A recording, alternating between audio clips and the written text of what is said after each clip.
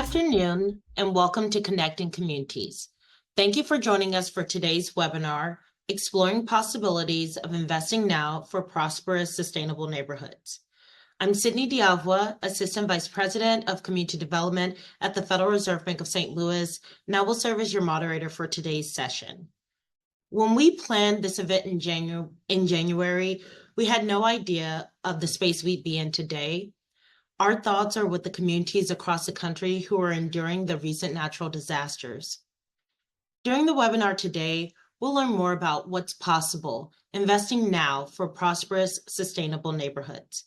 It's a collaboration between the Federal Reserve Bank of New York, Enterprise Community Partners, and Local Initiative Support Corporation.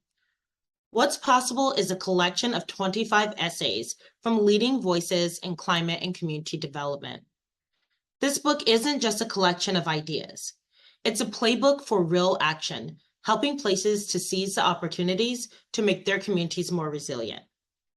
Events like these aren't just conversations. They're catalysts for action, bringing stakeholders together. We're joined today by David Erickson and Javier Silva from the Federal Reserve Bank of New York, who will provide more information about what's possible. We're also joined by a dynamic panel to hear from stakeholders on the front lines of this work. Before we get started, let's move to slide 3, where we can take care of a few housekeeping items. The views expressed during this session are those of the speakers and are intended for informational purposes. They do not necessarily represent the views of Fed communities or the Federal Reserve System. Microphones have been muted. Please use the Q&A feature throughout the session to submit questions. We promise to get to as many of them as possible during the Q&A portion of the presentation. Let's keep the conversation going. Engage with us on X, formerly known as Twitter, using the hashtag Connecting Communities, and visit fedcommunities.org for a variety of CD articles, resources, and data from across the Federal Reserve System. And finally, this session will be recorded, and the presentation, video, and podcast will be available on fedcommunities.org within 2 weeks of this event. I would now like to introduce our first speakers. David J. Erickson is the Senior Vice President of Community Development and leads the New York Fed's Community Development team. David is the lead figure in bringing What's Possible to fruition, which is part of the What Works series, which he began during his time at the San Francisco Fed.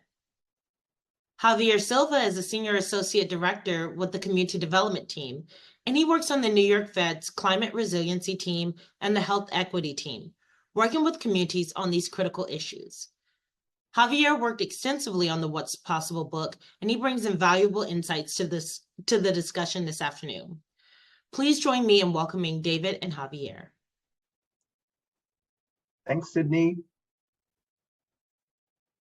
And thank you all for joining today. We're super excited to have this conversation for a lot of reasons. The need, as Sydney mentioned, is dire, as we've seen this week, and the possibilities are fantastic. And so that's why this is just an exciting time to be having this conversation about how we can do things differently and with new resources. And so, the one-liner for the book, if we can go to the next slide, is, could we come up with a collection of essays that really focus on this theme about, could we create communities that are more climate resilient and more opportunity rich? I mean, that's the essence of the book.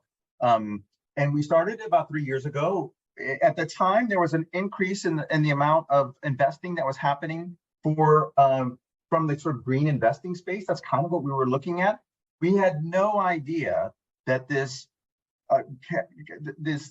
cascading legislation would get passed, and that there would be these new resources available that really is a game changer. So this is not once in a lifetime opportunity. This is once in a century opportunity. The amount of resources that are coming through the climate channel, and much of which has to be invested in low-income communities.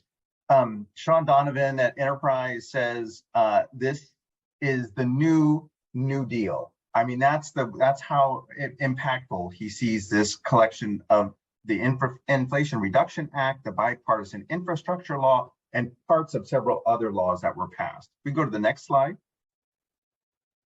So Sydney mentioned this is a collaboration with LISC Enterprise and the New York Fed. We did get some technical support from RMI, formerly Rocky Mountain Institute, on sort of technical aspects of climate change and climate policy.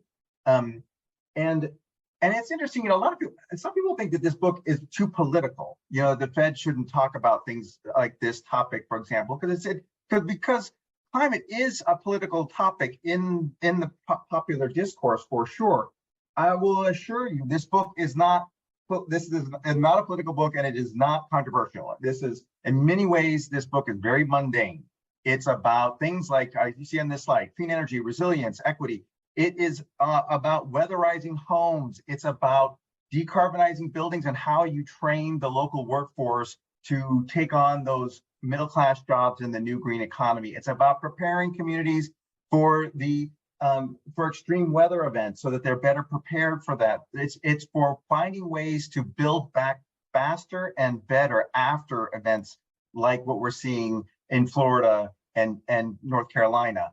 And so in many ways, it's just not controversial. Now, I'll say also that there's real power in the mundane. And part of that is because the need is great and the resources are great. As I mentioned before, there were $28 billion extreme weather events last year, and we're on target to have more than that this year. That was the most ever. And that we are on a really dangerous trajectory, and communities need to be prepared for that. But even if you didn't care about climate, even if you didn't care about environmental issues, these taken together, these programs would be the biggest jobs bill in your lifetime. It would be the biggest housing bill in your lifetime. It would be the biggest household financial well-being bill or program in your lifetime. So that is part of why this book is so important. If we can go to the next slide. And I have to say, and I'm going to end on this, and before I hand it over to my colleague Javier. But the other thing is, I envy anyone who's young on this webinar. I envy you, because when I started in community development finance in the 1990s, basically I inherited an approach, and we made it slightly better. We got better at low housing tax credit, we got a little bit better at new markets, things like that. But maybe we improved it 20%. You all have an opportunity to rethink the whole system, the whole approach. And what this is a map that appears on page 357 of the book. This is in my chapter in the book.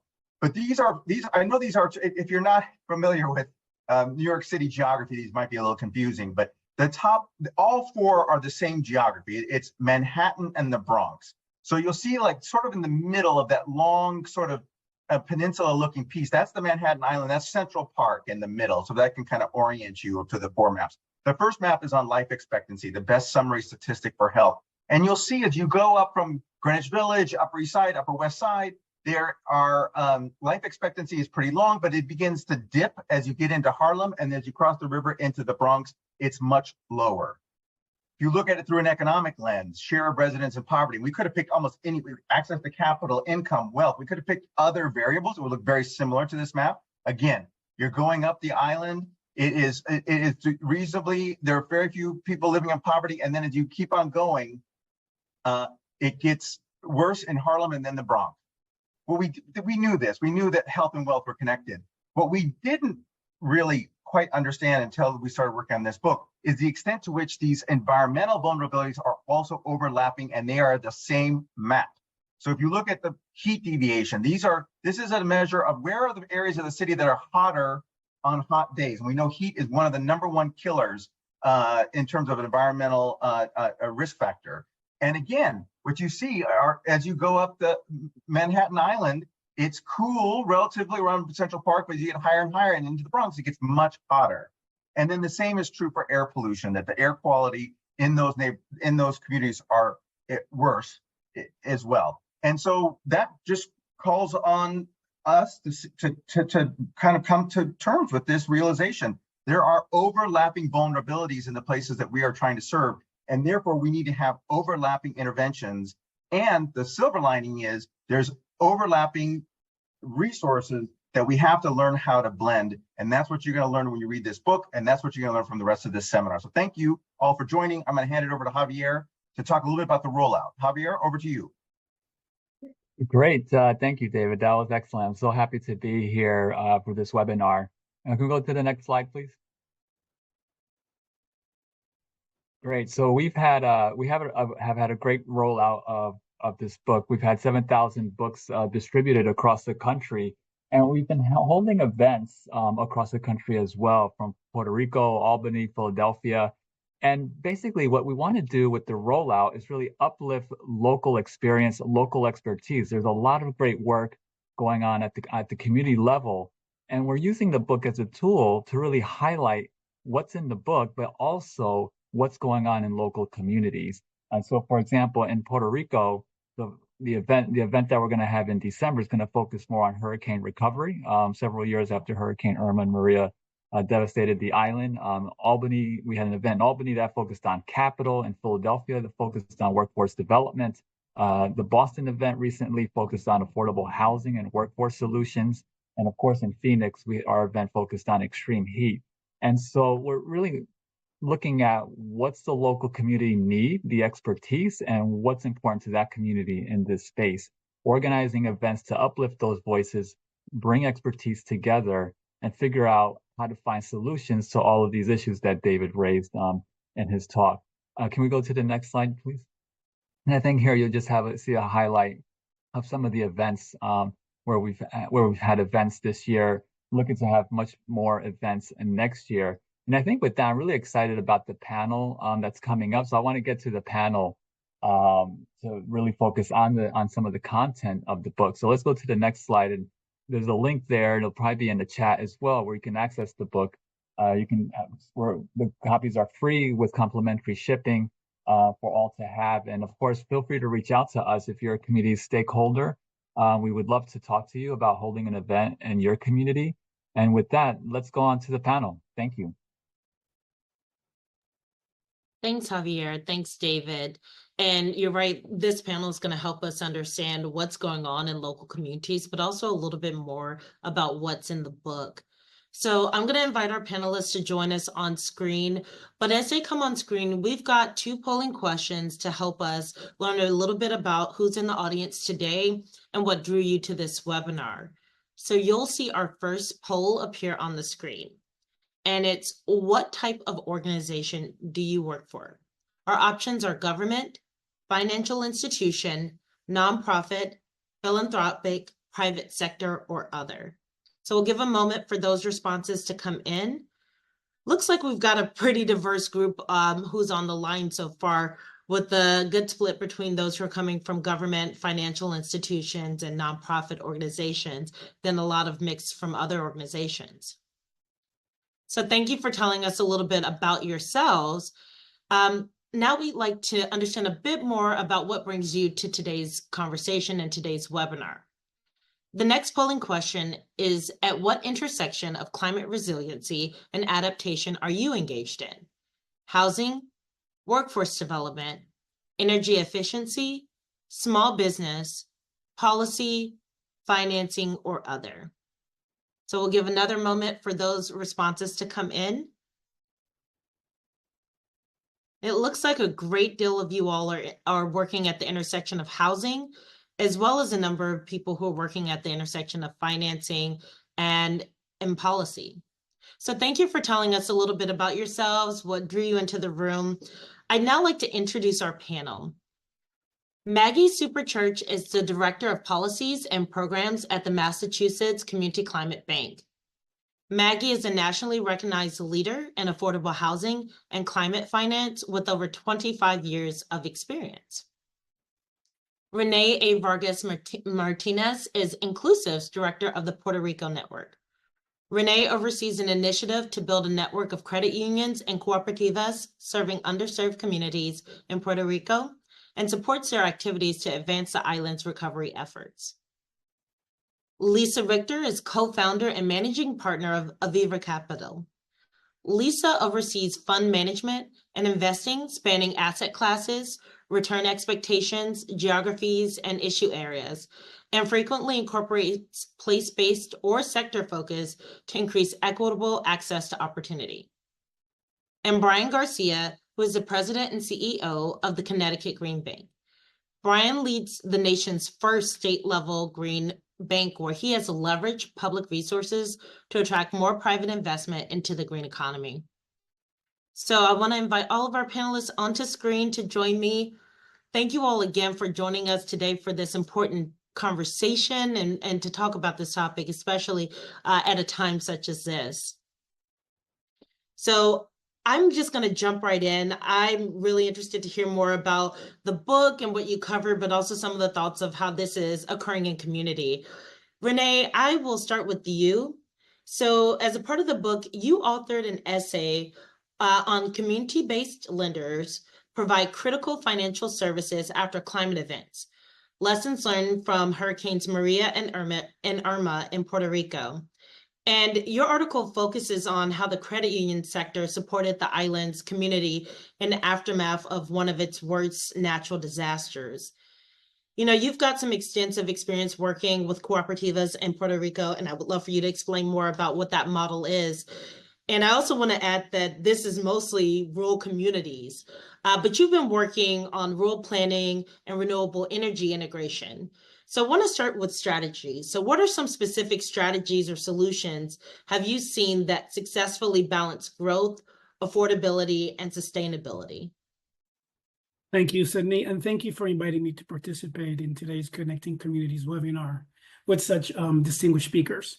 I'd like to start also by expressing my gratitude to the New York Fed, Enterprise Community Partners, and LISC for allowing us to share how cooperativas in Puerto Rico prepared for and responded to Hurricanes Irma and Maria.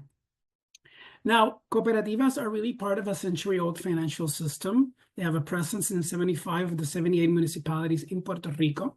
And like credit unions in the United States, in the continental United States, they provide affordable credit and financial services and are deeply connected to the communities that they serve. Now, if you were to drive up to a town or rural town in Puerto Rico, you roll down your window and you ask anyone, there's a saying that if you ask them what the pillars of the community are, they'll say La Iglesia, the church, La Alcaldía, the mayor's office, and then their cooperativa, which is their financial cooperative. Now, today, cooperativas serve over 1.2 million members and manage around $12 billion in community-controlled assets. Now, during and after Hurricanes Maria and Irma, cooperativas really played a critical role and stood up. Most reopened just 48 hours after the storm, while some bank branches and other financial institutions remained closed for months. They partnered with local organizations such as supermarkets, gas stations, hospitals, and municipalities to provide cash and essential supplies. They also offered emergency loan, flexibilized their lending policies, kept cash circulating, allowing people to purchase basic needs in an environment without communications and without any payment systems working. Now, our essay in What's Possible really documents the story and the lessons that the cooperativas learned throughout these disasters to share them with other financial institutions and regulators. We do encourage you to read the book, and the essay, of course, if you have the time. Now, onto your question, cooperativas do deploy several strategies and solutions, but one of the most important that they have implemented as a financial movement is really focused on their green lending, both for residential and commercial customers in rural and also in urban areas. Cooperativas actually developed the first green lending product in Puerto Rico back in 2014. And since 2019, they financed over $235 million in green loans. Now, we know it's much more, it's just that the regulator really started to capture that information fairly recently in 2019. Now, this green loan product really has three main pillars. The first one is affordability. Now, cooperativas traditionally offer under market interest rates. In the case of green loans, this is their most affordable product with the lowest interest rate available. They provide flexible loan terms of up to 15 years for residential and also for commercial, depending on the project, it might be a bit more. And the loans really start like an interim line of credit until the installation of the, for example, solar panels or batteries are concluded, so that the consumer doesn't have to pay the system, the loan for the system, and also their electric utility bill.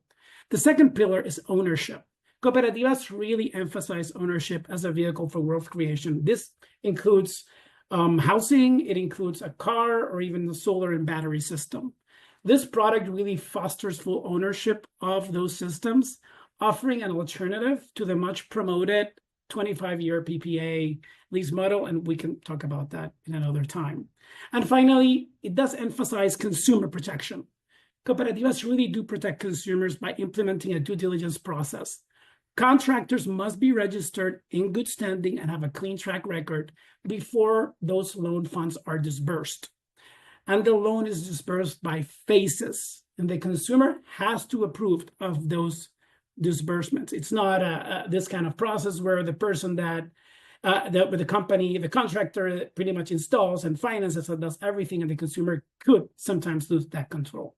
And to conclude, cooperativas have really also worked to increase their own resiliency. They've installed solar panels and batteries in their facilities to serve as resilience centers during disasters. One good example is Cooperativa Sagrada Familia and their Oasis Resilience Center in the town of Naranjito, which is now a macro hub for the distribution of supplies after a natural disaster. These are just some of the solutions that I wanted to share with you and your distinguished audience. Renee, thank you for just giving us that overview of cooperativas, but also just to hear that this work has been in place for 10 years already, and that it's centered on these three pillars of ownership, affordability, and consumer protection. So it brings a new lens to how you all are thinking about what's important to support consumers. Maggie, I'm going to go to you. You also authored an essay for the book, and your essay was on climate and health, global challenges and local solutions. And it highlights climate and the link to health risk. And you've got experience in leading efforts at the Massachusetts Community Climate Bank. What innovative financial mechanisms or partnerships are essential in supporting decarbonization and affordability in housing? Well, thank you, Sydney, and wonderful to be here with all of you. Thanks to the New York Fed and the team for hosting us, and wonderful to see some colleagues and hopefully share with some new folks that we haven't had a chance to talk with yet. Let me just start by introducing the Massachusetts Community Climate Bank, and then I'll say a little bit more about some of the topics that I covered in my book chapter and how it ties to current work. The Community Climate Bank is quite new on the scene, although the work that we're doing is certainly building on a long-standing set of investments in Massachusetts. And we're proud to be the first climate bank, the first green bank in the country that's really focused on affordable housing and trying to make that link between addressing our energy and resilience needs and our affordable housing production and preservation goals in the Commonwealth. So the bank was announced formally by the Healy Driscoll administration a little over a year ago, and we are situated at Mass Housing, the state's housing finance agency, which has given us the ability to really get up and running quickly, since we have a team here that's really been thinking about how to structure both mortgages for low and moderate income homeowners, as well as financing for multifamily affordable housing for decades. So with that context, let me just step back and say a little bit about why it's important to think about a whole home approach to how we treat buildings, and in particular, homes that are occupied by low and moderate income people and in environmental justice communities that have been overburdened for so long with pollution and all the other associated challenges we know have come with burning fossil fuels for many decades. So first, I'll just say from a health perspective, one of the data points that really jumped out when I was doing research for this book, and it's cited in the chapter, is that the impacts of air pollution from fossil fuels in the US alone are just massive. So 350,000 deaths per year in the US, that's for perspective, more than all deaths from guns, traffic crashes, and drug overdoses combined. And so when we think about the cost of transitioning to a clean energy economy, we also have to think about all the other associated benefits. Certainly others have talked about workforce development, wealth creation and preservation, cleaner communities, safer communities, but the health benefits by themselves are really substantial. And I think, we can all picture ourselves in a home that maybe, is drafty, leaky, moldy, difficult to heat, difficult to cool in the summer, becoming much more airtight, supported by clean power, getting rid of some of those indoor air pollutants. That's a real immediate health benefit and also a longer term benefit. So really thinking about those connections to health. So we're not just say installing a heat pump, but ignoring, issues with, mold in the attic, or we're not just putting in solar, but we're ignoring, what we could do to transition, the hot water heater, really thinking about all the different components of a home that can contribute to making it more airtight, more efficient, lower cost to operate, and powered by clean energy. The second thing I'll say is, buildings compose a large portion of our energy use in the country, and in Massachusetts, that's particularly true. So about 30% of emissions, carbon emissions, come from residential and commercial buildings.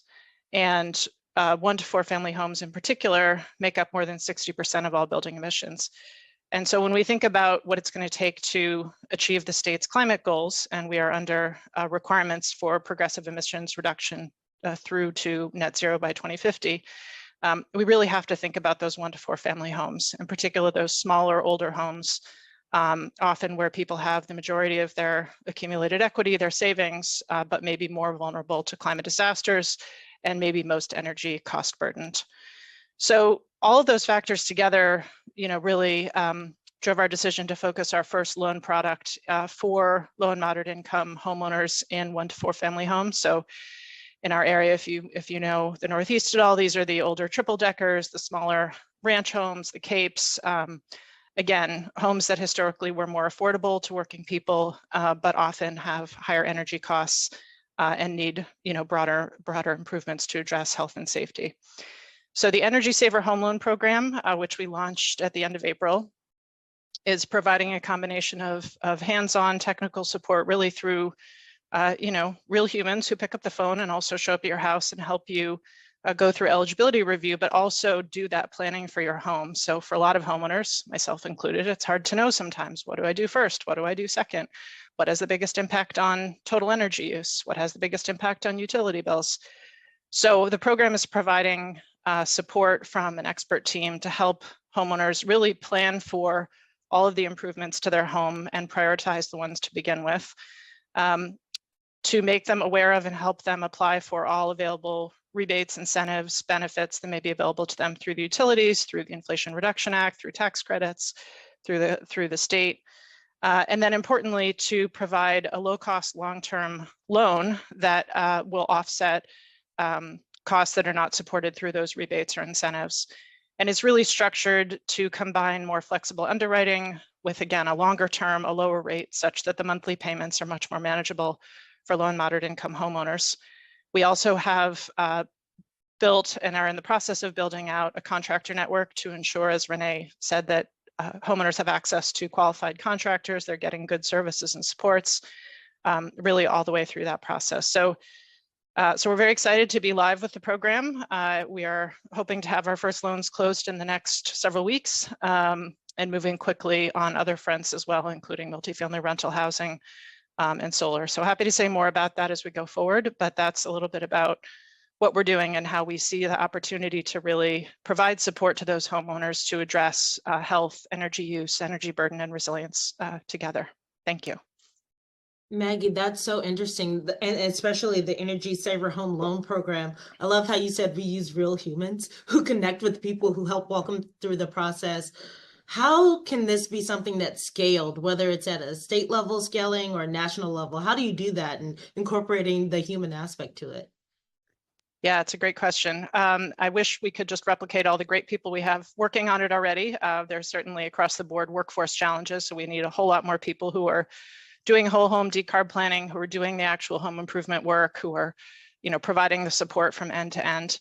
We are fortunate in Massachusetts to have some really terrific partners. So we put an RFP out, and happy to say that we had a wonderful collection of folks who responded. And so we're working with 4 different groups across the state to provide some of those services. And those are certainly, I think, the kinds of roles that others could take on and likely will take on over time, and certainly could be replicated in other states.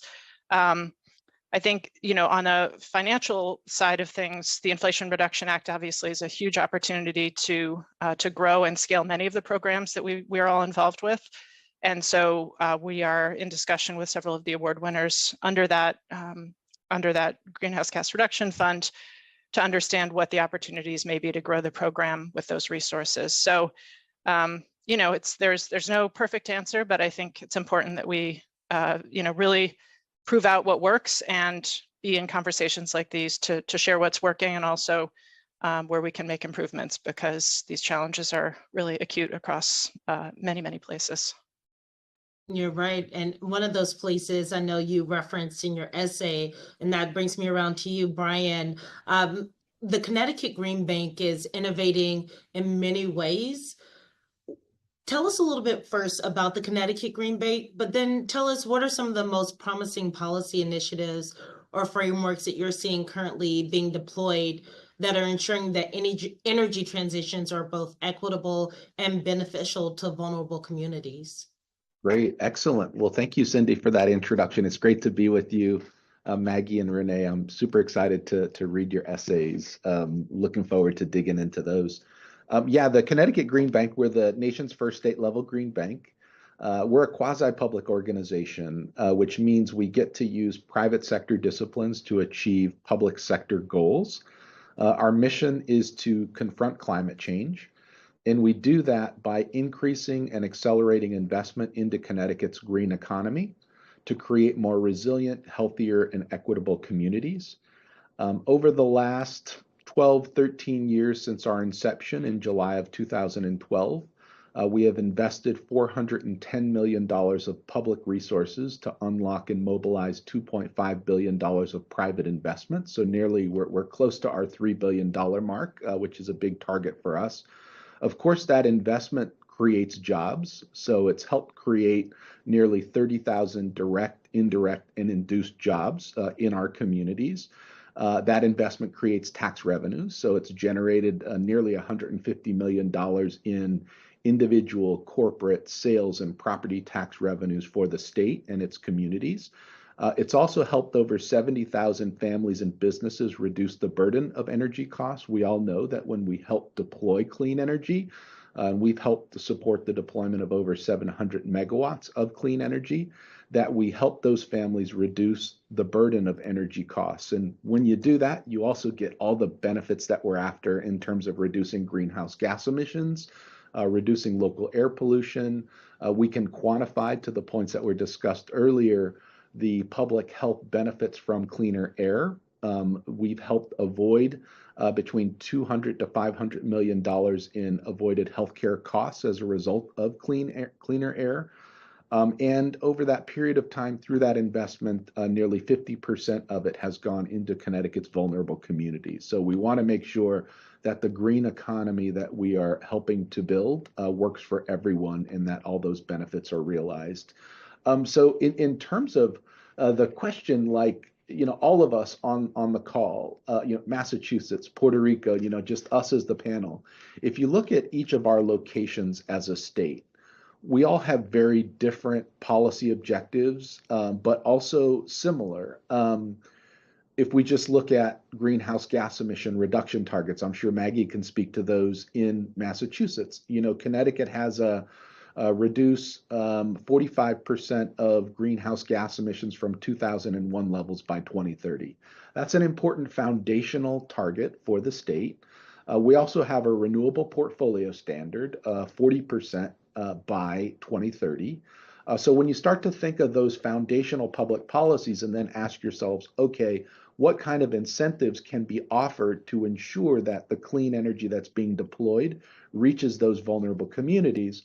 Well, we have a residential renewable energy solutions program that's administered by the utilities with oversight from our regulator, the Public Utilities Regulatory Authority, that provides additional incentives for projects that are located in vulnerable communities. So we're seeing nearly 40% of the deployment of behind-the-meter solar in those communities. We have an energy storage solutions program that's guided by 1,000 megawatts of energy storage by 2030 that is designed to connect to the solar program that I talked about earlier with that 40% target. We're not there yet. We still are figuring out the value proposition for solar plus storage in this market. It's very different, Renee, than Puerto Rico. We work really closely with our friends over at the Puerto Rico Green Energy Trust. So we're very aware of all the great work going on in Puerto Rico. And then we have, for example, a zero emission school bus program, 100% of school buses in environmental justice communities by 2030. So I can go on and on and on. Connecticut has all these different things designed to encourage GHG reductions, job growth, but also with an eye towards enabling more investment in vulnerable communities so that we can realize an equitable transition. But the exciting part, obviously, is now that we have a national structure to really accelerate this investment. So we, of course, have the Inflation Reduction Act, which was signed into law in August of 2022. And all of the tax credits that just represent an extraordinary opportunity to all of our states and localities, our businesses and families. You know, if you think of all the tax credits that are in for benefiting families, you know, we've got the 25C, the energy efficient home improvement credit, where literally between $1,200 to $2,000 a year every year for the next 10 years can be provided as a tax credit for those who want to invest in energy efficiency in their homes. So, you know, as you do that, you're creating local jobs, you're reducing your energy costs, you're doing all those sorts of things. 25D, the residential clean energy credit, we're all familiar with that. That's the you know, kind of solar and storage on your roof. There are used and new EV credits, which are really important. And of course, the alternative fuel vehicle refueling credit. So lots of things that families can do at their home to take advantage of these tax credits. From a business perspective, a lot of the same things that I just talked about on the residential side, but there are also a whole cornucopia of things that states can do across the country to realize economic benefits, from carbon capture and sequestration to zero emission nuclear to clean hydrogen, advanced manufacturing, advanced energy project. Like, I could go on and on and on. Each state and locality can find opportunities to realize additional investment. For example, here in Connecticut, where we have green hydrogen and fuel cell technology, we are looking to dig into manufacturing tax credits to support local jobs. But the really cool thing, I think, of all of this are the tax credit adders. These are really important things for just transition. We've got energy communities adders. I'm sure folks on the line here are becoming more and more familiar. If not, you really need to. There are locations across this country where there were former coal-fired power plants or coal mines, former brownfields. You might be in a community that's in transition that has unemployment rates in the fossil industry that are lower than broader unemployment rates. So you might actually be designated for a 10% additional tax credit. You might be a low income communities bonus tax credit location where you can get a 10 to 20% additional tax credit. And all these things are stackable. So they're not in lieu of, they're actually, you can stack on top of them. The low income communities tax credit, there's 1.8 gigawatts a year available. It's kind of like a lottery. I think I saw last year it was oversubscribed 4 times. So there's definitely demand for deploying solar in low income and disadvantaged communities. Wind is also a technology there. And then lastly is the domestic content requirement. You can get a 10% additional on your tax credit if you're using technologies that are kind of made in America. So when you stack all of those things up, you're getting the just transition, the Justice 40 elements within the context of reducing greenhouse gas emissions. And then lastly, direct payment. For those of you who don't know, you can, if you are a nonprofit, a state or local government, access tax credits through direct payment. This is a huge opportunity that the market is realizing and enabling more private investment in clean energy. So lots of good stuff out there for folks. We have through 2032 to deliver it. It's like a 10-year runway. So let's go. Let's keep going and mobilize that investment to help our families and businesses. Thank you, Sydney. No, of course, Brian, thank you for that wealth of information. And I'm so glad that you brought in, you know, not just what you all are doing for Connecticut, but how people can look at this nationally and how it scales. Lisa, I want to bring you into the conversation because you also wrote an essay for the book, and it's titled Investing for More Prosperous and Climate Resilient Communities, How Investors Can Construct a Portfolio That Does Both. And your essay highlights financial tools that tie all of these things together. And we heard a lot about some of the different financing programs for Brian. Can you walk us through how the audience should think about the tools that you address in your essay?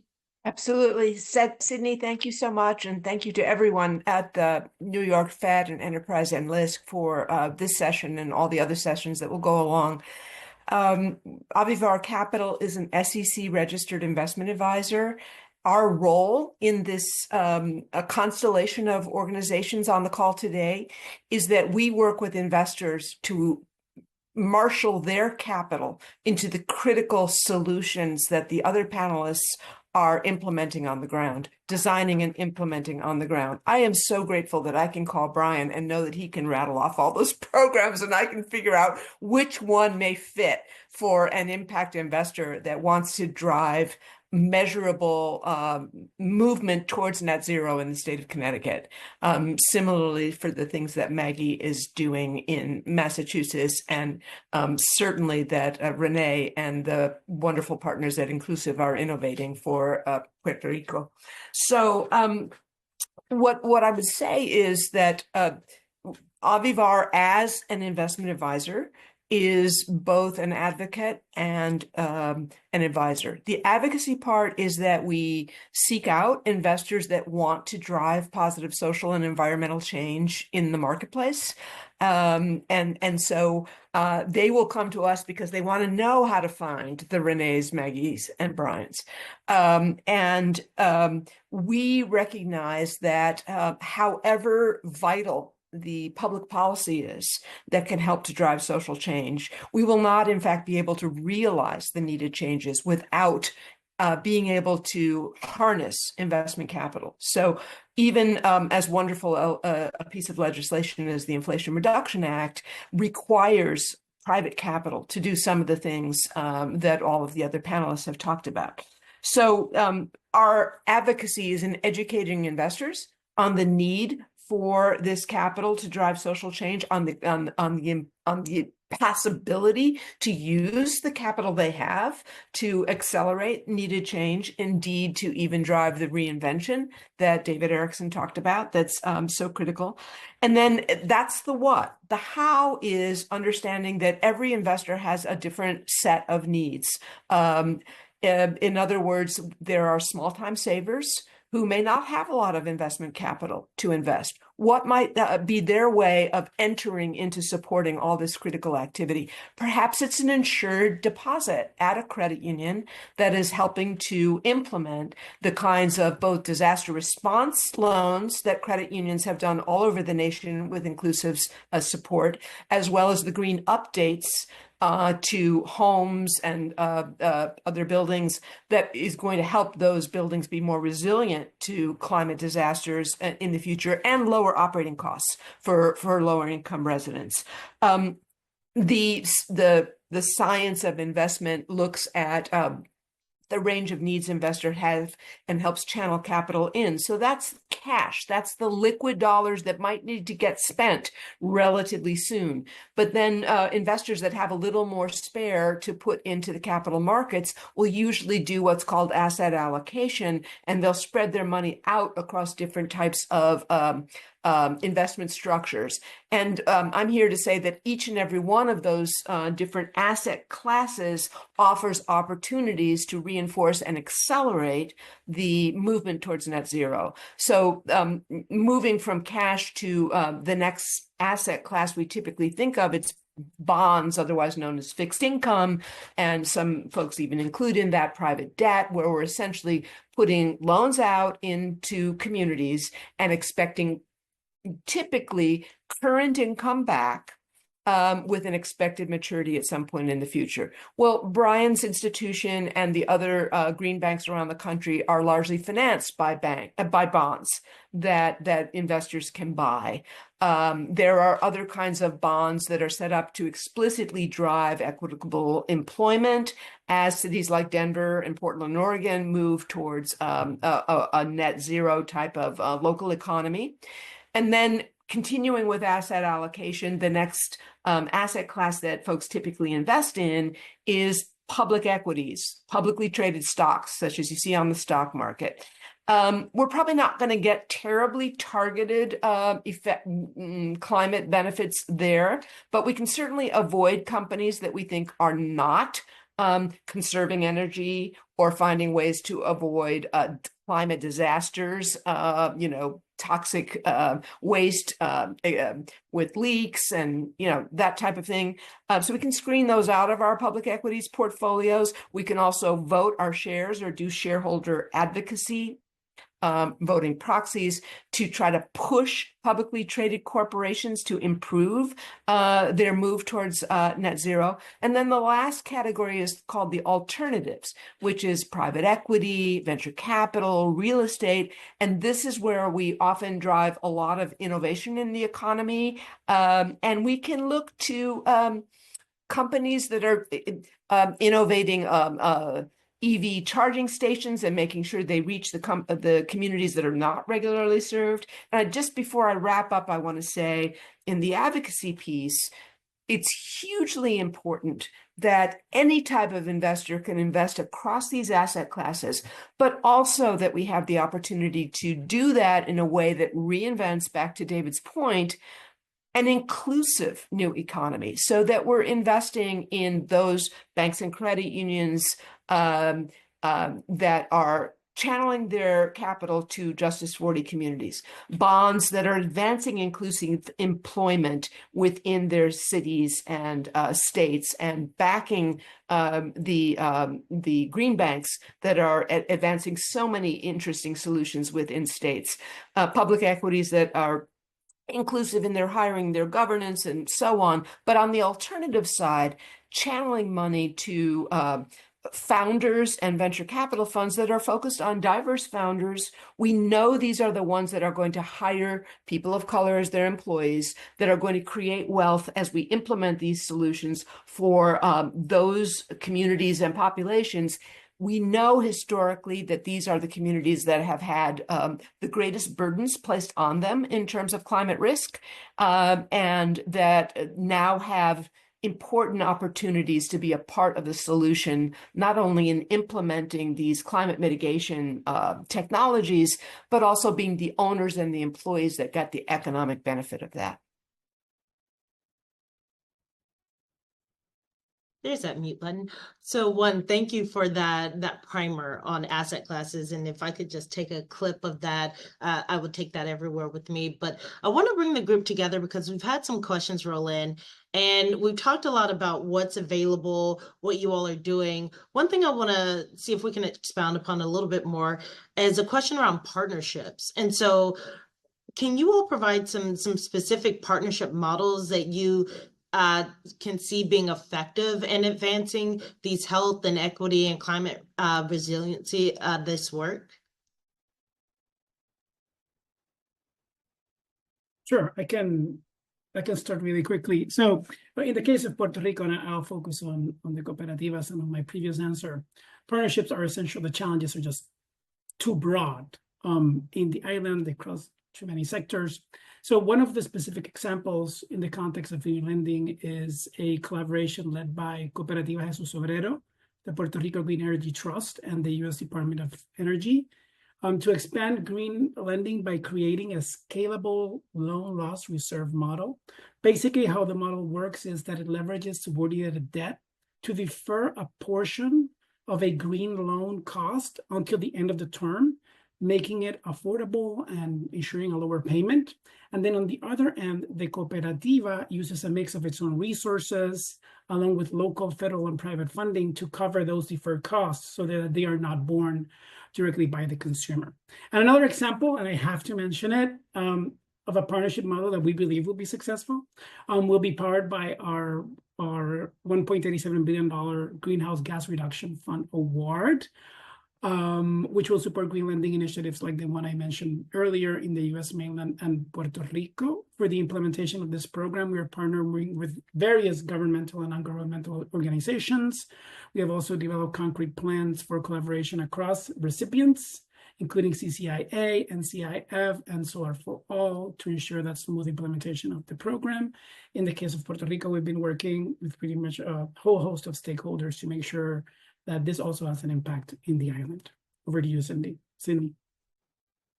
Anyone else, any other partnership models you think would be useful to share with our audience?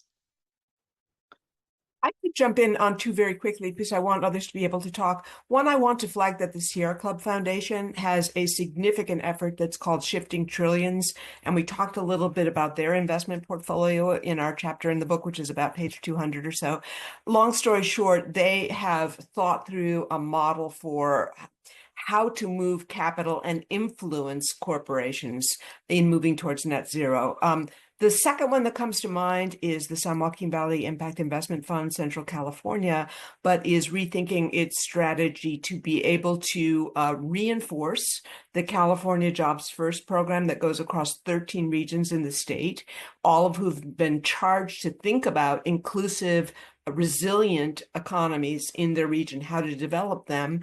And we believe that those visions are not going to be able to proceed without investment capital. So we're engaged in marshaling that investment capital to be able to reinforce those visions that are coming out of regional collaboratives across the state.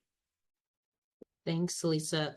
Maggie, we had a specific question that came in for you, and it is, do you see any issues with scaling up your residential programs to small businesses and nonprofits? Thank you. That's a great question. There certainly are very similar needs for both technical assistance, building decarbonization planning and low-cost capital to address buildings that are either commercially occupied, owned and occupied, as well as nonprofits. I would say one of the really exciting opportunities is one that Brian highlighted, which is the direct pay. And so this is a way for nonprofit organizations that don't have any tax liability to take advantage of a federal tax credit. And these are significant credits. And one of the roles that green banks and other financing institutions and the kinds of funds that Lisa described can play is to help bridge the cost of those credits. In other words, you have to pay, do the work, and then you claim the credit. For entities that don't have the funds on hand to pay for those improvements, there are a number of intermediaries and financing groups across the country thinking about how to help nonprofits, community groups, churches, town halls, you name it, to access those credits. So I think that will be an exciting opportunity that we hope everyone will be taking advantage of wherever you are, and would encourage people to, again, look at those credits that Brian mentioned, because they're a very significant resource for many different kinds of projects. And just building from Maggie's comment there, us finance folks, we use the term intermediaries, but it's collaborations, right? It's supporting parties connecting together. And that's really, IRA is full of opportunities to do that. On a global level, in 2021 to 2022, there was some $1.3 trillion of investment to confront climate change. That is to reduce greenhouse gas emissions and to increase our resilience against the impacts of climate. About 50% of that capital came from the public sector, 50% from the private sector, 90% of that went into mitigation, and 10% of it went into adaptation and resilience. We have to get to $6 trillion of investment by 2030. So all of that is going to require collaboration across sectors to get there. It's going to be essential that we braid incentives and financing and all those sorts of things to be able to deliver the benefits to the families and businesses that we know we need to deliver. And then just coming back to Renee's point, that's really the greenhouse gas reduction fund. So, the single largest investment in climate and vulnerable communities is the $27 billion through the greenhouse gas reduction fund. There's $7 billion of it, Senator Sanders 7, that's there to support solar associated storage in low-income and disadvantaged communities. There are states, territories, and tribes across the country that are going to be lifting that up. The Clean Communities Investment Accelerator, it's super cool to see inclusive right there front and center in supporting a national network of community lenders, credit unions out there providing capital to our low-income and disadvantaged communities, our families and businesses, to help them realize the benefit of this economy. And then there's the National Clean Investment Fund, which is about $14 billion left. I'm chair of the Coalition for Green Capital, so we are financing, have been provided $5 billion, and we just announced last week our first investment, which was in a tribal CDFI spruce root, doing really cool things in Alaska.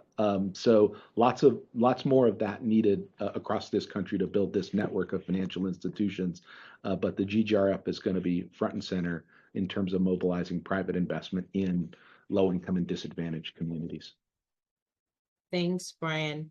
We've got about 60 seconds left before we've got to come to a close, but I did want to put just a space out there. Is there a final thought that any of you all would leave, or an actionable step that you believe will have the most immediate impact on these efforts? I'll quickly leap in to say I think every single person should think of themselves as an investor, whether it's their personal savings or institutional savings that they may be involved with, and ask how they can align those dollars with helping to advance this amazing agenda, which is looking to solve both climate and inclusive, sustainable, equitable communities at the same time.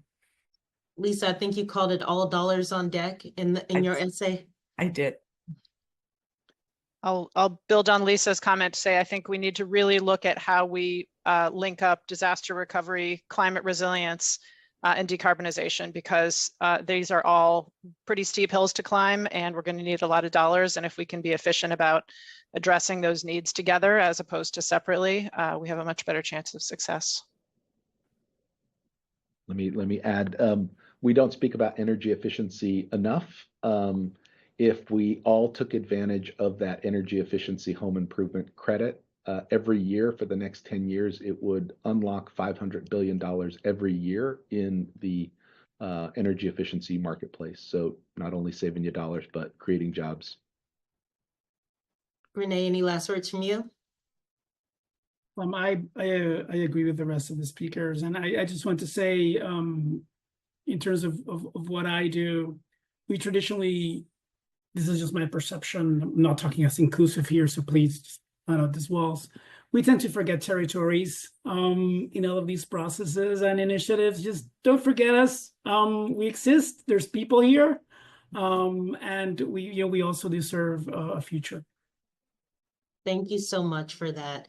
And thank you to our speakers for providing all of your insights and all of the information, and for engaging our audience around this topic.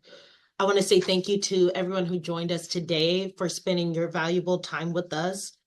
We've explored challenges, but most importantly, we've uncovered some incredible opportunities for building equitable and resilient and sustainable communities. These opportunities will require collective action, and that's whether through financing, policy development, or scaling up proven solutions. I want to note that for those who are interested in a copy of What's Possible, audience members can order a free copy of the book with complimentary shipping on the website in the chat, and also on the homepage for this conversation, you'll see a link to be able to order a copy of the book. Before we end the session, we've got a few requests. Please complete the survey. We'll send it to you immediately after today's event so that we can improve and continue to bring you timely and relevant topics. Today's session will also be available on YouTube and the Connecting Communities website in about 2 weeks. Please visit Fed Communities at fedcommunities.org to access additional articles, resources, and data about community development across the Federal Reserve. Follow us on social media. So we're on LinkedIn, X, Instagram, and Facebook. And don't forget to subscribe to Fed Communities newsletter by clicking the About Us tab and then click subscribe. This session, including the slides, will be available and featured in our next newsletter, and they'll be available on our website within 2 weeks of today's event. Finally, check out recordings of previous Connecting Communities webinars on fedcommunities.org. Also, check back periodically for more Connecting Communities events. Thank you all again for joining Connecting Communities, and we hope to see you again soon.